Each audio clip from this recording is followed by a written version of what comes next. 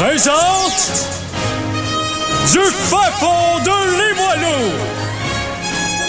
le Geek contre-attaque avec Éric Lajoie, Simon Boucher et à la mise en onde, le légendaire Mikey G!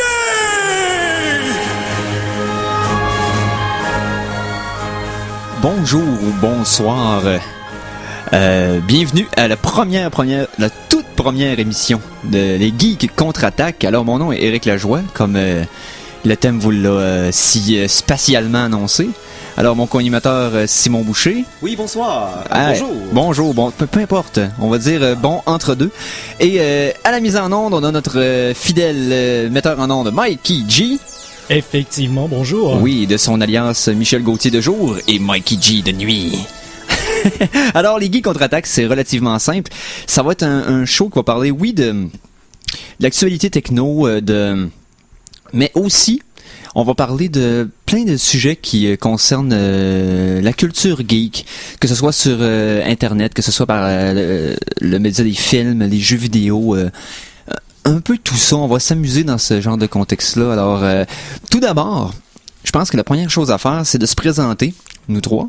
Alors, qui on est et pourquoi qu'on prétend en savoir sur l'univers geek plus que la moyenne des ours. Donc, je vais commencer par mon co-animateur, Simon Boucher. Oui. Alors, Simon, c'est ta première expérience en radio, si je me trompe pas? Ben, dans une radio qui est pas seulement diffusée dans un sous-sol de cafétéria étudiante. Oui, cependant, je vais juste mettre un petit bémol sur ce que tu viens de me dire.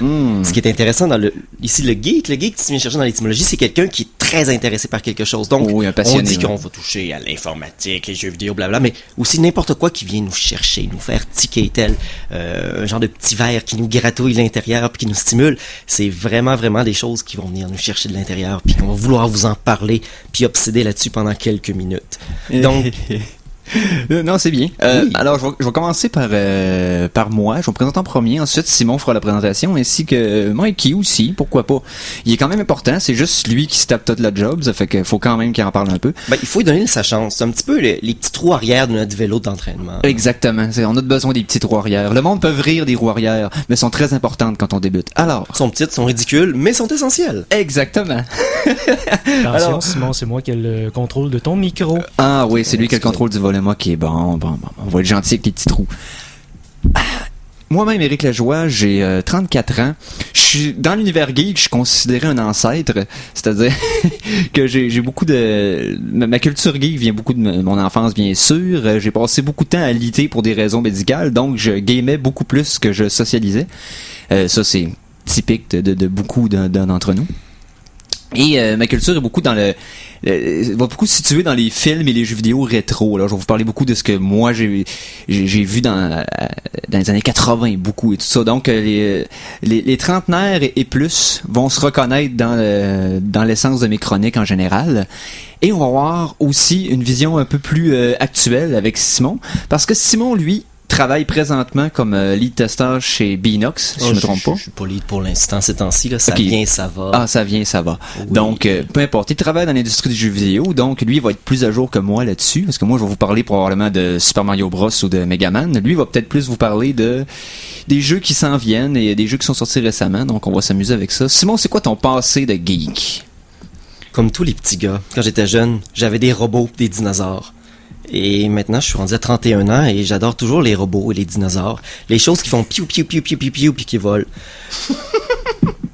J'ai gardé un peu une obsession, un désir de tout ce qui est spécial, qui est magique, qui lance des lasers puis qui a des yeux bioniques, qui est probablement un robot avec un plat en salade à la place de la tête. Nice. Donc, je crois que j'ai touché un petit peu à tout, que ce soit de l'espace ou du passé ou n'importe quoi. Donc, je suis quelqu'un qui s'intéresse à tout, qui aime un petit peu manipuler n'importe quelle geekerie, qu'elle soit une machine ou que ce soit simplement un concept abstrait de justification d'un personnage de jeu vidéo dans un paradoxe humain-machine. On va se faire du fun. Oui. Merci pour cette phrase tout à fait courte. Maintenant, Mikey. Oui. À la mise en onde. C'est moi-même. Alors, comment résumerais-tu Ta vie de geek. Ma vie de geek a commencé à l'âge de 3 ans, alors que lorsque mes parents ne s'occupèrent guère de moi, j'ai décidé de m'autonomiser, comme on dit. Oui, c'est exactement comme on le dit. Oui, c'est exactement parfait. comme je le dis. Et puis, j'ai découvert les joies du VIC-20 avec Load, Run et Press Play on Tape. Yes. Ensuite, période geek suivante, je collectionnais des autocollants non de He-Man, mais de She-Ra. Et, C'est pas ambigu du tout, ça? Non, pas du tout. on est très à jour sur ma condition tout à fait ordinaire. Puis, ensuite vint les Final Fantasy, Mega Man et autres RPG de ce monde qui me coupèrent de toute vie sociale jusqu'à ma puberté. Et mon âge Berthe elle-même adulte. s'est occupée de couper tout le réseau de ta vie sociale. Mikey G off. Oh, ça y est. Non, mais c'est sûr que il y a beaucoup de préjugés sociaux vis-à-vis la classe sociale des nerds, comme beaucoup de gens les appelaient à une certaine époque. Et oui, il y a une certaine partie de nos existences communes qui sont bâties sur le fait qu'on a eu peut-être une période de notre vie où socialement c'était plus difficile et qu'on a comme décidé de concentrer nos activités sur des activités plus solitaires, les jeux vidéo, la lecture, les films, peu importe. Et ces passions-là, ensuite, une fois rendu à un certain âge, mettons au secondaire ou peu importe, on a trouvé des gens qui avaient des passions en commun. Et avec l'avenue de l'Internet, ces passions-là ont été beaucoup plus faciles à transmettre, c'était beaucoup plus facile de trouver des gens comme nous autres qui partageaient les mêmes passions de la même façon, avec une intensité similaire. Donc, ça fait en sorte que je vous dirais que les geeks, à l'heure où on se parle, on est beaucoup plus solidaires qu'on l'a été depuis 20 ans. Donc, c'est un monde fascinant là, que je trouve. Puis, je vais manquer d'adverbe à un moment donné. Il va falloir que j'arrête cette phrase-là un jour. Et, alors, l'émission, dans le fond, dans les prochaines semaines, pendant tout l'été, on va vous parler, comme je vous disais, jeux vidéo, films, etc. Mais on va essayer une approche un peu moins magazine et un peu plus salon. C'est-à-dire, de quoi est-ce que les gens comme nous parlent et débattent, que ce soit sur des forums Internet ou entre eux dans un salon. Quoi, Simon, tu voulais... Non, juste le comme nous. On se referme pas, on s'ouvre. Non, c'est vrai, on va s'ouvrir, c'est vrai. Partage. Tout à fait, t'as tout à fait raison, merci de me le rappeler. Donc, effectivement, j'ai perdu ma phrase avec ça. Moi, Merci. je sais, Merci. je suis le voleur de phrases. Oh mon Dieu, ça va bien. Mais c'est notre première, alors on va faire... Mais Simon, qui était sa première expérience de radio, donc c'est supposé de toi qui paraît mal. Parce que moi, Inquiète-toi pas, techniquement, j'ai encore 45 minutes pour dire quelque chose d'horriblement épouvantable. Parce que ceux qui sont pas au courant dans la programmation régulière de CKRL, moi-même ainsi que Michel, Mikey G, on animait déjà l'émission Nouveau Cru, respectivement le mardi pour moi et le vendredi pour lui. Donc on s'est acquis une petite expérience de radio au préalable. Mais reste que c'est notre premier show dans lequel on est en entier contrôle du contenu, pour le meilleur et surtout pour le pire. Fait qu'on va enchaîner ça avec la toute première chronique ever de l'émission Les Geeks Contre-Attaque. C'est un si beau moment. Alors, oui. Alors, ce sera une chronique musicale, parce que ce que je veux vous introduire, parce que pour présenter aussi la façon qu'on va parler, moi et Simon, nos rôles en tant qu'animateur et co-animateur, c'est que moi, je vais m'occuper plus du volet musique et du volet musical et du volet cinématographique. Simon va plus s'occuper de l'actualité et des jeux vidéo. Et c'est comme ça un peu qu'on va essayer de transmettre nos pseudo-connaissances entre gros guillemets, gras, police 18. Donc, dans mon cas, je vais vous parler de musique pour commencer. C'est-à-dire le site Internet suivant, Overclocked Remix. C'est un site qui existe depuis, si je me trompe pas, depuis 1999, exactement. Et la raison d'être du site, c'est de prendre des tunes de jeux vidéo, qu'on connaissait à l'époque quand on était très jeunes, qui sont repris ou réarrangés ou rejoués par des musiciens amateurs et très souvent professionnels. Et le but de reprendre ces chansons-là, c'est que le site se concentre beaucoup sur des chansons de jeux vidéo rétro, des jeux vidéo des années fin 70, début 80, début 90. La raison étant que à l'époque, les musiciens qui avaient composé composaient les trames sonores de ces jeux avaient des limitations techniques très élevées. C'est-à-dire que, alors on se parle depuis que le CD est devenu un médium pour que les jeux puissent entrer dans les consoles. À l'époque, en 1995, Sony PlayStation, 3DO exactement, etc. Donc, exactement, etc. Depuis cette époque, tous les compositeurs pouvaient composer de façon standard avec des musiciens en studio et inclure les trames sonores directement sur les jeux. Mais auparavant, c'est que les limitations des jeux, je vais prendre un exemple, la période 8-bit, donc la période Nintendo, Sega Master System, etc. À cette époque, ils ne disposaient que de 4 tracks différentes de sons qu'ils pouvaient utiliser à tout moment. Donc ils ne pouvaient jamais avoir plus que 4 sons simultanément. Ce qui faisait en sorte qu'ils devaient redoubler d'efforts pour pouvoir composer des thèmes qui, avec la limite, pouvaient quand même remplir l'univers sonore de ces jeux-là. Et c'est pas toujours facile, parce que c'est pas se contenter de faire 4 instruments, mettons, et de les faire jouer chacun sur une track séparée et ça finit là. C'est que pour être capable d'atteindre des grandes harmonies, c'est qu'à un minute qu'il y a un silence entre 2 notes, ben ça pouvait être la note d'un autre instrument qui prenait le relais. Et ainsi avoir, mettons, peut-être 8 ou 9 harmonies sonores qui s'entrechevauchent à l'intérieur des 4. Et ces prouesses-là qui ont été accomplies par les compositeurs de l'époque, ils ont réussi à composer des thèmes sonores qui ont entré presque immédiatement à l'intérieur de la culture générale. Des thèmes qui sont devenus des classiques d'un jour à l'autre. Et d'avoir réussi à faire ça avec les limitations, c'est quelque chose de quand même assez notable. Et ça a marqué beaucoup la jeunesse de notre génération. Donc, étant donné les limitations que la musique avait, de là vient l'intérêt de reprendre ces musiques-là avec les technologies d'aujourd'hui, de pouvoir l'enregistrer de façon acoustique, de façon naturelle, avec des instruments réels au lieu de 4 claviers ou des processeurs de son qui servaient à l'époque. Et en plus des processeurs de son monstrueux, des ancêtres de synthétiseurs qui faisaient des blips et des bloops et des blaps. Exactement. Donc, le site Overclock Remix a dans son composition des façons de reprendre la musique de jeux vidéo de toutes les façons que la musique permet de le faire, c'est-à-dire de voir des reprises blues, des reprises jazz, des reprises orchestrales, des reprises rock, des reprises metal même, ou des reprises carrément ambiantes ou techno.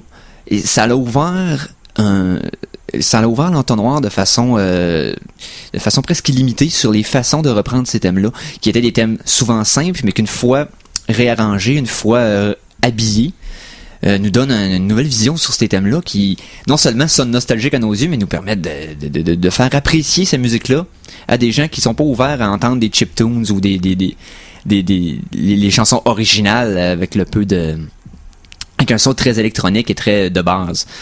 Donc, je vais vous présenter le site, et parce que belle transition, dans l'émission qu'on va avoir cet été, à toutes les émissions, on va avoir 2 chansons par semaine. Une qui va être une chanson de jeu vidéo réadaptée, repris, réarrangée. Et pour vous montrer, dans le fond, l'étendue de la complexité des thèmes qui étaient repris à l'époque. Parce que beaucoup de gens ont tendance à penser que c'était seulement 3-4 bips et 3-4... Ils se souviennent des tunes de Pac-Man, c'est-à-dire la tune de Pac-Man. Donc, ça va au-delà de ça. Et il y a beaucoup de musiciens qui ont accroché là-dessus. Donc, le site Overclock Remix, comme je disais, plus connu sous le nom de OCR, je vais vous donner le lien. J'ai-tu oublié de le prendre? Ok. Ah non, c'est bon, je l'ai. Alors, ça va être au www.ocremix.org. Alors, là-dessus, vous allez trouver des centaines, presque des milliers de chansons de vos jeux préférés, toutes absolument bien classées par auteur ou par jeu ou par... et qui vont être repris de toutes sortes de façons. Donc, si vous avez un jeu, que vous avez des souvenirs vraiment marquants de la musique de ce jeu-là, donc vous pouvez aller fouiller par ce jeu-là, vous allez avoir un paquet de remixes de différentes chansons, tout ça. Et le but du site, il l'explique en 5 points. Et ça va être une bonne façon de vous le décrire mieux que de la façon que je l'ai faite, c'est-à-dire... Premièrement, apprécier et célébrer les compositeurs de musique de jeux vidéo et leurs œuvres, bien entendu. Deuxièmement, encourager les fans à s'exprimer de façon artistique avec leur création, puisque c'est un site où c'est gratuit. C'est un panel de juges qui décide les chansons qui rentrent sur le site ou non, et c'est n'importe qui peut participer au processus. Troisièmement, préserver et promouvoir la musique des jeux vidéo passés et présents, bien entendu. Fournir des ressources informatives et sociales pour les compositeurs de demain. Beaucoup de compositeurs qui ont réussi à tisser des contacts importants dans le monde de la musique les a permis d'avancer leur carrière à travers ce site-là et distribuer de la musique gratuite de qualité à l'échelle de la planète. Parce que c'est de la musique qui est disponible gratuitement étant donné qu'il y a des droits d'auteur sur la plupart des musiques des jeux vidéo.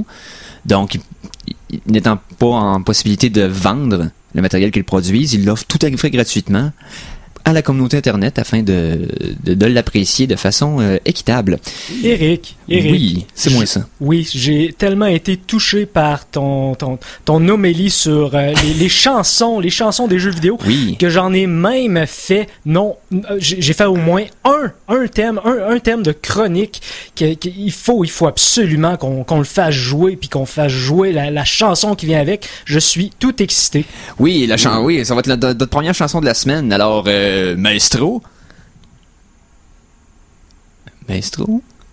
Où est-il? Oh. Ah, ok, on a entendu la fin. Tu nous repars ça, Mike, mais avec plus d'enthousiasme. C'est parti. Regardez bien ça. Non, ça serait peut-être plus... Écoutez bien ça. Oui. Parce que... Là, on a vu... La chanson de la semaine! Et voilà. Alors... Le premier coup, on a vu la chanson, ils nous ont montré une magnifique pochette pleine de feux et d'éclairs, mais... Donc, la chanson de la semaine cette semaine, c'est une chanson qui a été réarrangée par le headmaster, le maître à penser du site d'Overclock Remix, c'est lui qui l'a starté, de son pseudonyme DJ Pretzel en un mot. Alors, la première chanson, ça va être de la trame sonore de Sonic the Hedgehog 2. Alors, de l'époque du Genesis, c'est ceux qui se souviennent. Et la pièce s'intitule Love Hurts. Donc, ceux qui ont joué au jeu vont probablement se trouver du thème. Donc, Love Hurts de DJ Pretzel, vous êtes à l'antenne de CKRL 89.1, vous écoutez les Geeks contre-attaque. Ouais.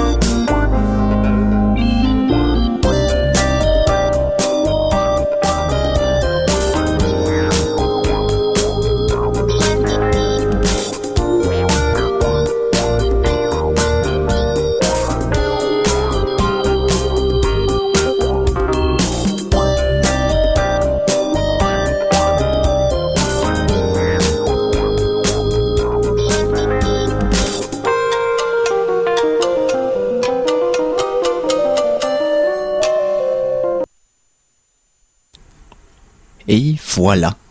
Alors, ça se finit sec ou c'est moi? C'est toi. C'est moi. C'est de la faute à Mike. C'est toujours de la faute à Mike. Ouais, toujours de la faute à Mike. Deuxième guerre mondiale, faute à Mike. Ouais. La troisième qui s'en vient, on sait pas? Faute à Mike. Faute à Mike. Ouais. Préemptivement, on sait que c'est la faute à Mike. Exactement. Donc, oui. c'est maintenant l'heure de jaser avec mon co-animateur Simon, puisqu'on va y aller avec... Mikey?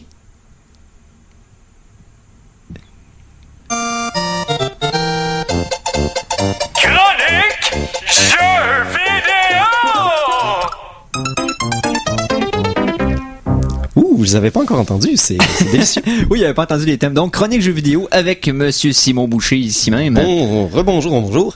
Puisque j'étais un petit peu abandonné pour la première partie du show, mais c'est pas grave. Je m'excuse.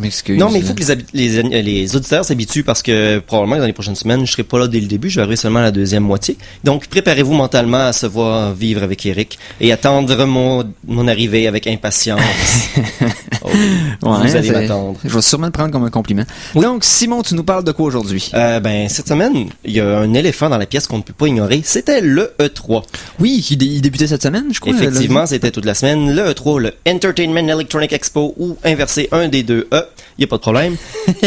En gros, c'est un gros rassemblement de toutes les compagnies qui font et qui distribuent des jeux vidéo. Donc, c'est un peu la place à aller.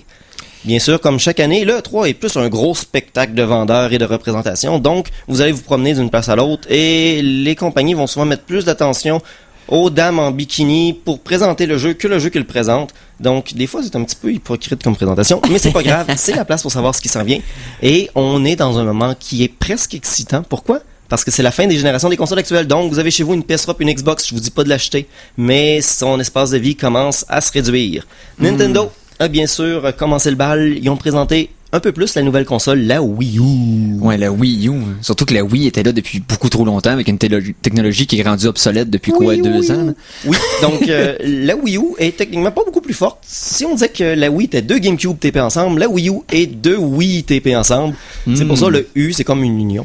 Donc, alors, à la sortie de la Wii U, on prévoit quoi? Un genre de pénurie de duct tape? Ou Oui, effectivement. Okay. D'ailleurs, le Japon n'a plus de duct tape depuis 4 semaines. Ils ont réparé le réacteur nucléaire et préparé toutes les Wii U avec cela. Ce qui est intéressant avec la Wii U, c'est que c'est une console qui vient avec une tablette tactile qui sert un petit peu de manette. Donc, vous avez votre jeu, vous pouvez utiliser certains accessoires, mais la tablette sert ici. Donc, ils ont amené quelques concepts intéressants. Donc, en utilisant la tablette, un jeu de zombie dont vous pouvez prendre votre propre visage, qui est digitalisé et mis sur certains ennemis puis réutilisé.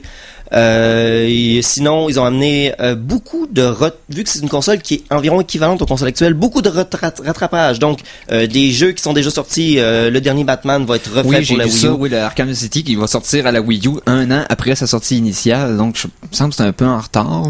Oui, mais d'un autre côté, Nintendo ont fait la seule chose que Nintendo sait bien faire, c'est d'amener beaucoup de jeux faits par eux, parce que c'est la raison pourquoi on l'achète. Oui, bien entendu, Nintendo a survécu toutes ces années-là avec beaucoup de brio grâce à leur franchise. Donc, un nouveau Pikmin, des rééditions des nouveaux Mario, bien sûr, pour la 3DS, pour la Wii U, qui maintenant peut jouer en coopératif à 5 joueurs. Quel nombre complètement non standard. Ensuite de ça, des titres intéressants. Un jeu qui s'appelle Lego City Underground. C'est un Grand Theft Auto de Lego. Oh! Donc, vous jouez une petite figurine Lego, armée jusqu'aux dents probablement de choses Lego, donc gentille, mais tout de même éclatante. Ben, gentil. Pile sur un Lego en pleine nuit, nu-pied, tu vas voir que c'est gentil, des Lego. Surtout les triangles. Ouais, les triangles. Il y a des Lego triangles. Ben, il y en a des petites formes pointues pour faire des ailes de vaisseau spatial. T'avais pas le kit navette? Non, dans mon temps, oui, t'avais juste décoré. J'avais le kit navette. Ah, ouais? Oui. Mais pourquoi on n'avait pas de navette, nous autres? Oui, donc, en gros, le Nintendo, c'est surtout sortir des nouvelles choses, leur nouvelle console. Sony et Microsoft, eux, sont pas encore rendus à présenter leur nouvelle console. Donc, Microsoft était extrêmement ennuyant. Ils ont passé la majorité de leur temps à dire notre console peut maintenant faire jouer de la TV, plus de TV, encore de la télé et plein de télé. Donc, Hulu, Netflix, tous les services se rajoutent, beaucoup de services de sport. Donc, si vous aimez le sport, la prochaine version de la Xbox, la prochaine version du logiciel, donc pas la console, mais la prochaine mise à jour, va vous amener beaucoup de postes de sport télévisés. La seule chose intéressante, c'est qu'ici, Nintendo et Microsoft ont commis un enfant illégitime. C'est-à-dire que la Wii U va avoir une manette qui a exactement la forme de la manette de Xbox, avec le positionnement des joysticks et tout est exactement pareil. OK. Et Microsoft ont lancé un projet qui s'appelle d'utiliser un téléphone cellulaire, donc Windows Phone 7 ou bien peut-être d'autres plateformes, pour contrôler des choses qui se passent à l'écran à partir de ton cellulaire. Donc les deux se sont échangés leur concept en secret. Donc on pense que peut-être c'est la même compagnie, c'est juste qu'ils essayent de nous vendre des choses deux fois et ils sont vilains. Parfait, ça. Fait que ça va être le temps de passer une page de pub, je crois. Oui, on va passer une page de publicité. Je vous reviens après ça avec Sony et quelques petits détails sur des jeux indie et d'autres choses. Abracadabra! Alors, un petit peu de pub et on revient tout de suite après. Téléchargez l'émission Les Geeks contre-attaque sur ckrl.qc.ca ou abonnez-vous à son podcast sur iTunes.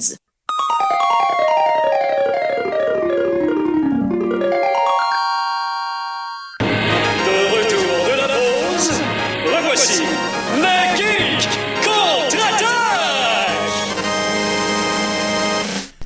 Et voilà, alors de retour avec les Geeks contre-attaque pour la deuxième demi-heure.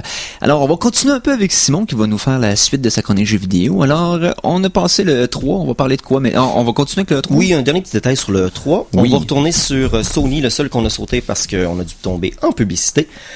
Sony aussi était quand même relativement tranquille parce que pourquoi? Ben c'est pas compliqué. Eux autres non plus, ils n'ont pas de console annoncée avant encore probablement 1 an. Donc ça a été assez tranquille.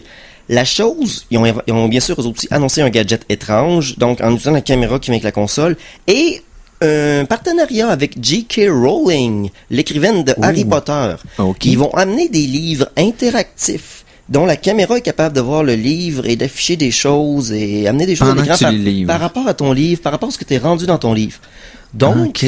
ça va être un gréement, ça va être un gadget. Je suis pas sûr que ça va se vendre, mais c'est quand même une idée super intéressante qui, je ne sais pas si elle va bien marcher. Dire qu'avant, il fallait utiliser notre imagination. Plus besoin d'imagination maintenant. Ah, l'imagination, ça vaut plus rien, là. On s'en fout, Overrated. on s'en fout. Exactement. Sinon, ils ont annoncé bien sûr quelques jeux, mais il n'y a absolument rien de nouveau qui a été vraiment annoncé. La chose la plus intéressante côté Sony, c'est que les abonnés PlayStation Plus ont maintenant droit à une douzaine de jeux gratuits en permanence. Donc, ceux qui étaient abonnés à PlayStation Plus, c'est un abonnement mensuel. Vous pouviez de temps en temps, ils disent « Hey, cette semaine, on vous donne un jeu, tu le prends, t'as une semaine, sinon, ben, tu l'as plus, tant pis. » Mais là, dès que t'es membre, du début jusqu'à la fin, vous avez droit à plusieurs titres. Ça inclut des choses telles que Saints Row 2, Infamous 2, beaucoup de jeux, des jeux faits par eux-mêmes, des jeux faits par d'autres compagnies. Donc, ça peut justifier de vouloir sortir le 50$ annuel si jamais vous le vouliez pas. Quoique, bien sûr, c'est toujours très optionnel. Bon, ben c'est ce qui m'a fait la chronique jeux vidéo de cette semaine. Oui. Alors, je crois qu'on va être prêt pour la prochaine chronique, c'est-à-dire roulement de tambour. Tougoudougoudou. Chronique Cinéma!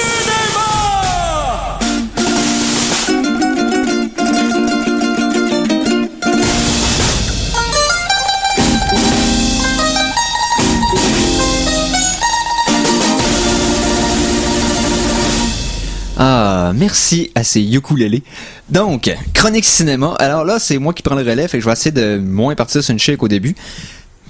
Cette semaine, on vous parle tout simplement du plus gros event cinéma de l'année pour les geeks, c'est-à-dire ce qui est arrivé il y a 3 semaines. La sortie du film The Avengers. Alors, je vais en parler un peu parce que c'est un peu comme Simon mentionnait au préalable, là, c'est genre l'éléphant qui est dans la pièce qu'on peut pas vraiment ignorer. Alors, ce que je vais parler d'Avengers, On aime c'est... beaucoup les pachydermes. Oui, on a un amour inavoué envers les pachydermes. Quoique là, il est plus inavoué si on en parle à la radio. Mais reste que... le pourquoi je veux parler d'Avengers, c'est que, principalement, c'est que probablement beaucoup de personnes l'ont vu, parmi nos auditeurs, j'imagine, étant donné les recettes d'1 milliard jusqu'à maintenant du film, donc... C'est le film qui a sauvé l'année fiscale de Disney. Absolument, parce que John Carter a été un flop monumental. Ah. Et ça les a permis peut-être de se rattraper là-dessus. Et ça va forcer d'autres compagnies aussi, dont DC, à ressusciter leur projet qu'ils avaient abandonné depuis des années, c'est-à-dire le projet de la Justice League. Oui. De mettre leurs héros de DC ensemble. On parle de Superman, Batman, le Flash, Wonder Woman, etc. Et d'autres inintéressants comme il y en a plein dans DC. Verte. Ouais, la lanterne verte. Ouh, je suis pas un gros fan du Green Lantern, mais bon. Je suis plus un Marvel guy, donc c'est normal. Mes allégeances ne sont pas secrètes. Alors, The Avengers. Ce que je vais vous parler, je veux pas trop de révéler de spoilers pour ceux qui l'ont déjà vu. Quand même, ça serait Oui, parce que les plate. gens qui l'ont déjà vu, ils veulent pas se faire dire des choses qu'ils ont déjà vues. Non, ceux qui l'ont jamais vu. Ah, ok, j'ai dit déjà vu. Ah, oh. Je voulais juste me foutre de ta gueule un petit peu. Un petit peu. Mais moi, je trouve que c'est beaucoup. Parce que, bref. Tu te fais de la peine à tes sentiments. Entre autres. Je vais recommencer. Non, ok, c'est correct. Alors, Avengers, donc. Pourquoi ça a été un succès aussi frappant? Parce que, selon moi, Avengers avait tous les éléments en place pour être un échec total. Et ils ont réussi à tout accomplir avec brio, sans échapper à un seul détail. La première des choses que je veux parler aux Avengers, c'est que le concept a été, pour ceux qui l'ignorent, le concept a été comme vendu à partir du premier Iron Man, dans une séquence à la toute fin du générique, et ça a amené une mode dans les autres films de Marvel par la suite, de faire des liaisons entre chacun des films qu'ils ont sortis. Iron Man était le premier film produit par Marvel Pictures, dans le fond, ils produisaient un film sur leur personnage de BD avec l'entière liberté créative. Parce que dans le passé, les films comme Spider-Man, c'est Sony qui a les droits. Donc, c'est pour ça que Spider-Man, qui était un Avenger par moment, ne pourra jamais se retrouver dans le film des Avengers, tant que Sony va posséder la licence. Et vu qu'ils ont confirmé faire un deuxième reboot du reboot de Spider-Man, ça sera pas avant quelques années. Non, c'est ça, c'est que Sony avait signé un contrat de 7 films. Et là, avec le Amazing Spider-Man qui va sortir, si je me trompe pas, le 3 juillet 2012. Donc, on est rendu seulement au 4e, donc il reste encore celui-ci plus 3 autres. Et c'est pareil pour les X-Men, qui appartiennent aussi à une autre compagnie. Et si je vérifie dans mes papiers rapidement, X-Men appartient à Fox. Donc c'est ça. Oui. Ainsi que les Fantastic Four. Donc ça enlève beaucoup de personnages qui faisaient partie la rotation des Avengers à l'intérieur des BD. Mais ils ont créé leur propre univers cinéma avec les différents films. Donc, ils n'ont pas à être autant fidèles au matériel source, mais être fidèles seulement à l'univers qu'ils ont créé à partir des films. C'est-à-dire Iron Man 2, Thor, Captain America, Incredible Hulk. Ça, c'est les 5 films qui feront partie du préambule au film Avengers. Donc, ce que je vais vous parler, c'est que, Avengers, c'est... si on regarde les franchises de personnages, de personnages de comic book qui ont été mis en film auparavant, si on pense à X-Men, puis on pense à Fantastic Four qu'on parlait précédemment, faites par d'autres compagnies, on voit où ce qu'ils se sont plantés pour la plupart du temps, c'est-à-dire le casting qui était parfois réussi mais souvent douteux. Dans X-Men, on avait Patrick Stewart pour Xavier, Ian McKellen pour Magneto, donc ça c'est excellent, sauf qu'après ça t'avais pour chacun de ceux Hugh Jackman en Wolverine, parfait. Mais après ça devient compliqué. J'ai entendu dire que Cyclope c'était 5 nains dans un costume. C'est... ok. Et en plus, le personnage de Cyclope qui a été tué dans le 3e film d'X-Men à cause d'une mésentente entre l'acteur et le réalisateur du film. Ça coûte cher, 5 nains, c'est 5... Oui, c'est ça, c'est 5 salaires. Et dans les Fantastic Four, c'est un peu la même chose. Le casting qui était...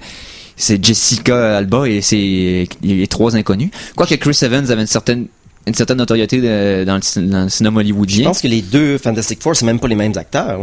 Oui, c'est les mêmes. Ah oui? Oui, c'est les mêmes. C'est juste qu'ils ont c'est ça. Jessica Alba qui est latino d'origine, qui les ont pâlis avec du fond de teint pour qu'elle soit blanche et blonde. Honnêtement, ça m'offense. Oui, surtout qu'il y a tellement peu d'actrices blanches aux cheveux blonds à Hollywood. Donc, on avait absolument besoin d'en pâlir une. Mais bon, c'est mon petit grips à propos du film, mais peu importe. Reste. Puis je parlerai pas de la façon qu'ils ont approché Galactus dans Fantastic Four 2 parce que c'est un blasphème sans nom.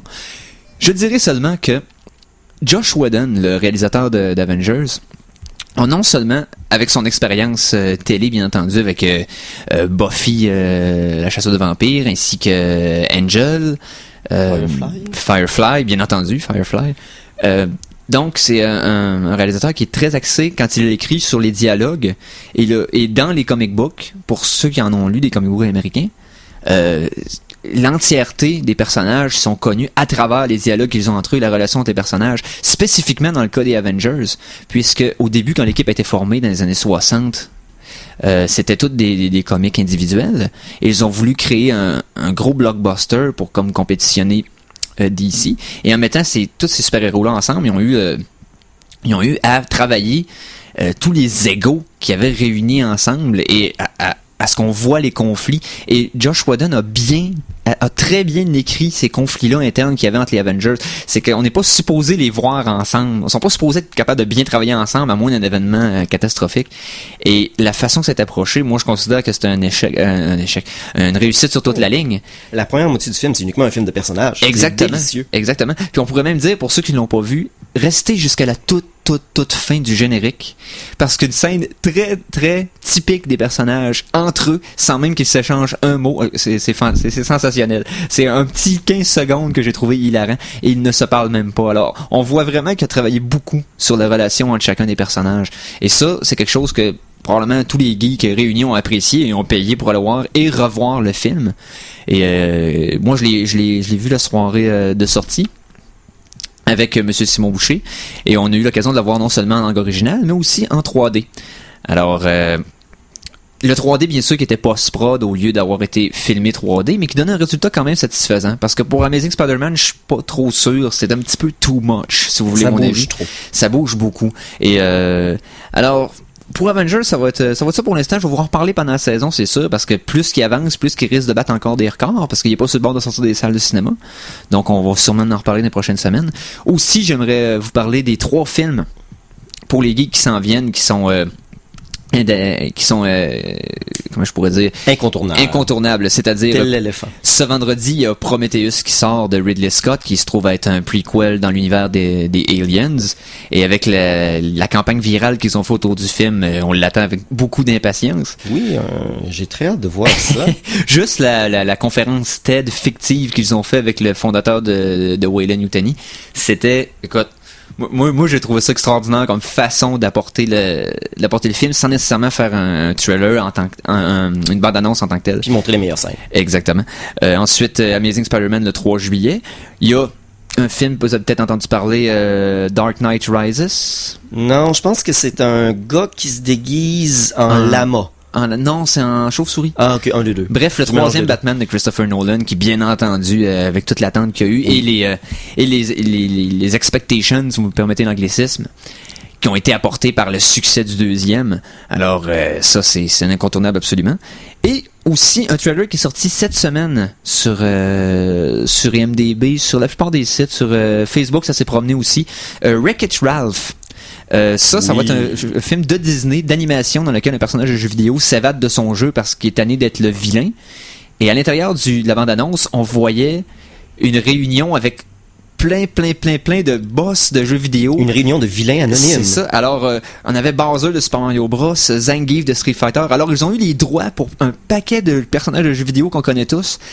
Et juste cette bande-annonce-là m'a comme levé le poil sur les bras, littéralement. Donc, allez voir ça si vous pouvez, pour ceux qui ont une relative bonne connaissance des jeux vidéo old school. Est-ce qu'il y a une date pour ce film-là? Oui, c'est un peu plus loin dans l'année, c'est le 2 novembre. Oh, bon, on a le temps, mais Disney devrait mettre le paquet pour que ça rentre au poste. Donc, présentement, je crois qu'on est prêt, vu qu'on vient de parler de film, pour une autre chanson.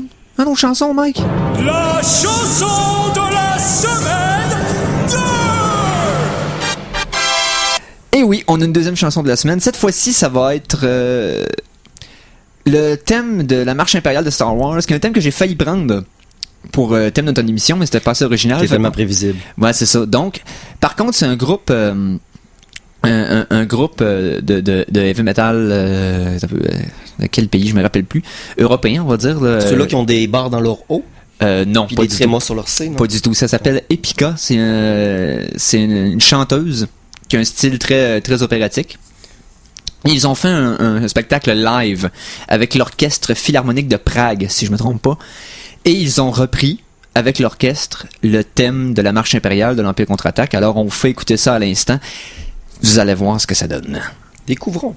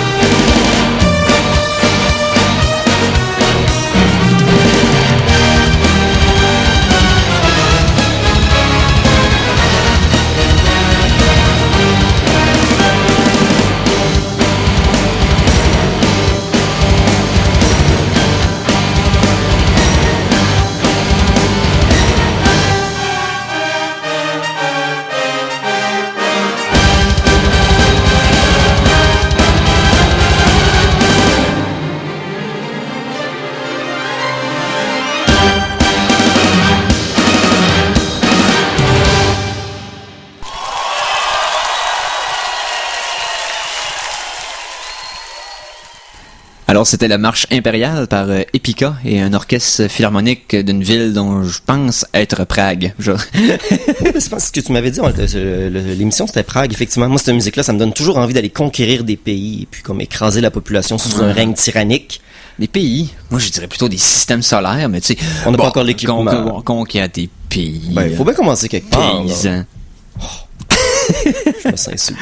Ah, tu te sens insulté? Oui. Mais je pense que c'est le temps d'abord de mettre à profit l'animosité qui nous anime présentement. Oui, je commence à te détester, là. Parce qu'on va arriver avec la dernière chronique de l'émission, c'est-à-dire... Chronique versus.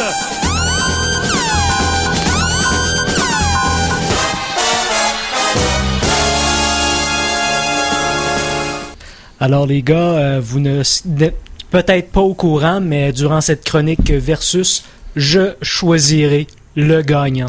Oh oui, alors, pour vous expliquer chronique versus, c'est que moi et Simon, on va prendre chacun le côté d'un débat. Et c'est tous des débats que les geeks vont comprendre, que les fanboys, que les fanatiques aiment prendre chacun un côté. Et ça va, le médiateur va être monsieur Michel Gauthier en personne, Mikey G de son alias. Qui d'ailleurs a une enveloppe pleine d'argent sous sa chaise. Ah ouais? Simon part favori. Ah, si bol. Ok, c'est parfait. Donc, on va y aller avec le sujet, le duel de la semaine. Oui. C'est-à-dire... La semaine dernière est sorti un jeu vidéo très attendu parmi les jeux vidéo. Est-ce que? Peu importe. Ceux qui en jouent. Donc, c'était Diablo 3. Et... Hein, j'ai entendu parler, oui. T'as entendu parler? Mais, fin d'année dernière est sorti aussi un jeu qui s'appelait Skyrim, qui est un peu dans le même univers, mais... Le jeu, en tant que tel, est diamétralement opposé. Ouais, là, tu compares des pommes, puis des oranges, puis des ananas. Puis Alors moi, je prendrais le côté de Skyrim, parce que je crois que ça vaut la peine qu'on défende. Et Monsieur Simon nous parlera de son jeu pathétique, qui s'appelle Diablo 8? 3. Diablo 3, ouais. Ok, ouais, c'est bon. Ouais, non, c'est soit ton jeu qui sont tellement en manque d'argent qu'ils sont rendus à faire le 5e, là. Hey, mais je veux tout de suite prendre la défense de Skyrim pour une chose. Moi, j'étais pas un fan des Elder Scrolls à l'époque. J'ai été introduit aux Elder Scrolls un peu sur le côté par les jeux Fallout qui ont été faits par la même compagnie. Le système est très similaire.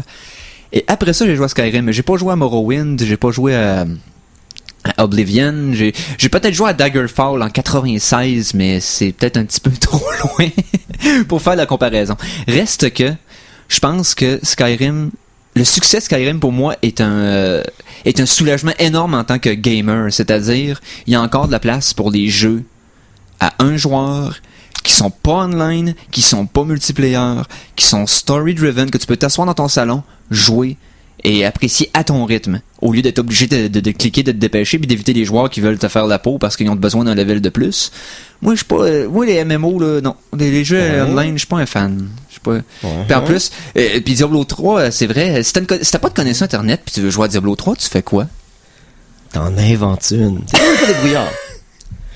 Oui, bien sûr. Là, tout le monde se dit, c'était un peu la grosse polémique, c'est que tu dois absolument être connecté sur Internet pour jouer. Mais honnêtement, c'est parce que le jeu, il est plus le fun quand t'es en train de jouer, puis tout à coup, pouf, il y a ton chum qui apparaît à côté de toi, puis il dit, on s'en va. Parce que Skyrim, c'est bien le fun. J'y ai joué. Je suis parti dans le bois, puis j'ai jamais retrouvé mon chemin. C'est un jeu, tu pars, faut que t'aies 40 heures devant toi pour faire un petit peu de quelque chose dans ce jeu-là. Tandis que Diablo 3, c'est coupé, c'est des petites bouchées, des bonnes petites bouchées rapides. Tu t'embarques, t'en fais un petit peu, tu te débarques. Parce que moi, j'ai une vie occupée. J'ai un travail, une copine. Fait que, tu sais, toutes des choses que tu connais pas. Ouais.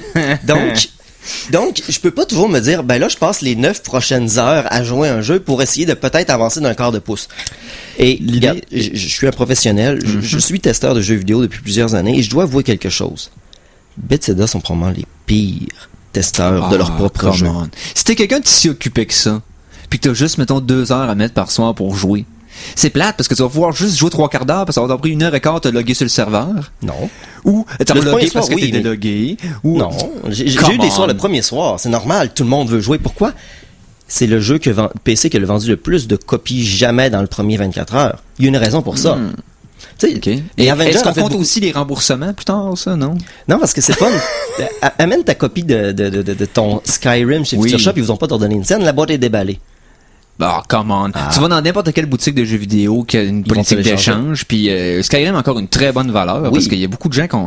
Puis on n'est pas obligé de mettre 9 heures par séance, c'est pas vrai. Tu peux...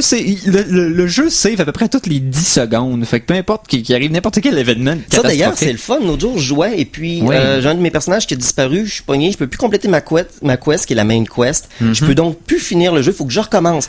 Donc j'avais combien d'heures? J'avais 14 heures, faut que je recommence ma partie de Skyrim à partir de 0. C'est de valeur parce que tu peux sauver toi-même, c'est à part des oui, je l'ai fait, mais le problème, c'est que faut que je revienne trop d'heures en arrière. Non, ouais, mais il y a 2 sauvegardes automatiques sur Skyrim. Est-ce que ça aurait joué pour vrai, puis tu sortirais pas n'importe quoi de ton chapeau, tu saurais qu'il y a 2 sauvegardes automatiques. Oui, donc, si tu brises une de tes sauvegardes automatiques, tu vas à celle auparavant, et t'es correct. Mais si t'as continué dans ton erreur et que tes 2 dernières sauvegardes automatiques sont trop tard, mais là, qui tu blâmes? Le jeu ou celui qui s'en sert?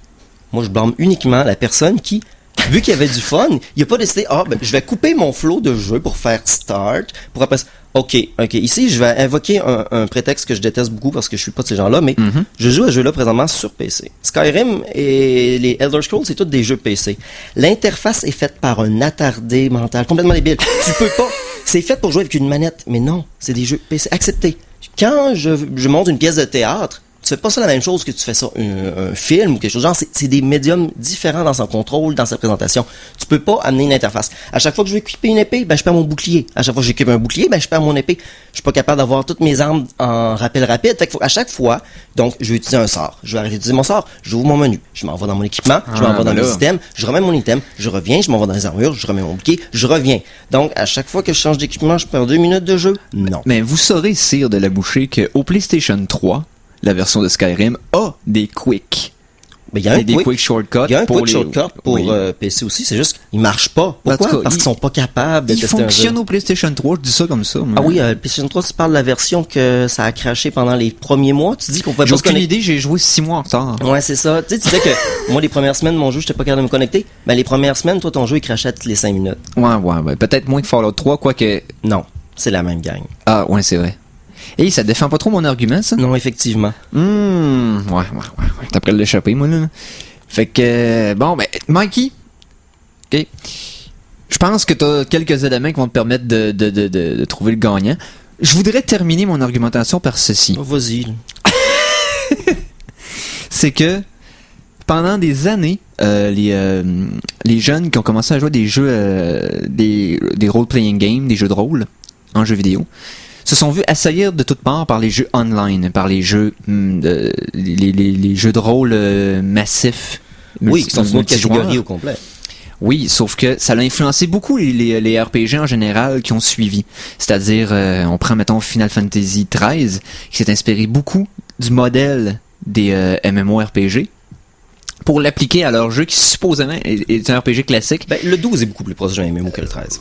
Ouais, c'est ça, c'est le 12, je voulais dire? Oui, c'est okay, le 12 que tu je voulais dire le 12, donc, alors, rendu là, ils sont tous pareils. Mais reste que, ils se sont beaucoup inspirés de ça, et là, il y avait plus moyen, pendant un certain nombre d'années, d'avoir les vraiment bons jeux qui sortaient, parce que c'était tous des jeux online. Et je suis vraiment content de voir que il y a encore de la place pour les jeux qu'on fait à notre riche chez nous, sans que un dude de l'Oregon intervienne dans ta partie puis qui se mette à looter ton cadavre après t'avoir tué de 3 coups. C'est ça, je suis comme... ça dépend de ce que tu joues. Comme Diablo 3, les gens que tu connaisses pas, si tu veux pas qu'ils viennent jouer dans ta partie, ils peuvent pas rentrer. C'est juste, tes amis peuvent rentrer quand ils veulent, et puis les inconnus amis peuvent rentrer dans mon appartement quand ils veulent aussi. Oui. On juste à appeler, puis c'est bien plus le fun de les voir puis de manger des chips en leur compagnie que de se jaser pendant qu'ils est à l'autre bout du monde. Moi aussi, je peux rentrer dans ton appartement quand tu veux, même quand t'es pas là. Ça s'appelle une barre à clous puis une fenêtre. On met un ordre de la cour contre ça, Simon. Oui, je sais. Bon. Alors, Mikey? Oui, j'en suis venu à un verdict. Et c'est pas pour vous enlever quoi que ce soit, mais votre argumentation n'y est pour presque rien. Ce sont simplement des faits. Pour le fait que Diablo soit en ligne et que tout le monde puisse s'embarquer dans le jeu n'importe quand, surtout parce que ils ont fait poireauter les fans pendant 15 ans. Je donne raison à Monsieur Éric Lajoie. Merci. Ah ben. Non, sur le 12-15 ans. Alors, je pense qu'on va voir qu'on glisse plus de billets sous l'enveloppe la prochaine fois. Alors, pendant ce temps, moi, je gagne autre chose que des billets de $1 anciens. Alors, dans mon cas, je vais continuer de gagner ces duels sans aucune forme de pot de vin. Et Mais bon, j'avoue que Diablo 3 semble relativement réussi dans le contexte, mais reste que Skyrim est mieux parce Honnêtement, que... j'ai mal à un doigt. Tu sais, clic, clic, clic, tout le temps. Ouais, c'est ça. Alors que... Bref, ça va... c'est ce qui met fin à la toute première émission des Geeks Contre-Attaque. Alors, ce fut un plaisir d'animer ça avec vous. On va avouer franchement qu'on avait comme préparé beaucoup trop de matériel pour une seule heure. On s'excuse, on a divagué beaucoup, mais la prochaine semaine, on va être beaucoup plus focusé tel des lasers. Alors, des nouvelles chroniques... On a entendu les lasers. Oui, avec aussi, on va avoir des collaborateurs dans les prochaines semaines, on vous en donne des nouvelles. Alors, merci d'avoir été des nôtres, merci à Michel à la mise en onde. Pas de quoi? Yes, et on vous voit la semaine prochaine, jeudi, encore une fois de 5h30 à 6h30, 17h30 à 18h30 pour les pointilleux. Alors, merci Simon d'avoir été des nôtres. Merci Eric d'être devant moi tel un bastion de justice incroyable. Mon Dieu. Non, c'est pas vrai. Ah. Alors, on se voit la semaine prochaine, salut les geeks.